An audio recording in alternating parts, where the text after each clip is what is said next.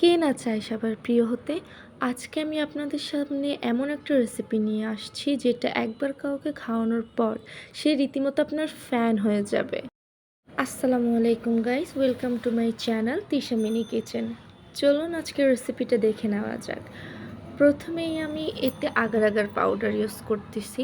কিছুটা পানিতে আমি আগার আগার পাউডারটা নিয়ে মিক্স করে নিচ্ছি। মনে রাখবেন এটা কিন্তু ঠান্ডা পানিতে করতে হবে, নাহলে এটা জমাট বেঁধে যাবে।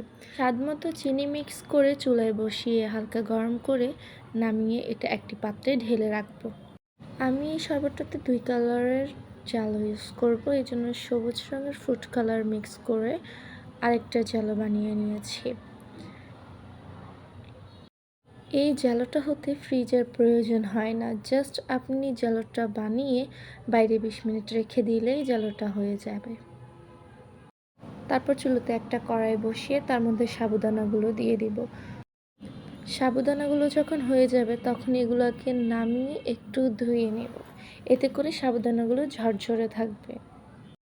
এবার চুলায় লিকুইড মিল্কটা একটু ঘন করে নিব, এখানে পাউডার মিল্কটাও ইউজ করা যেতে পারে।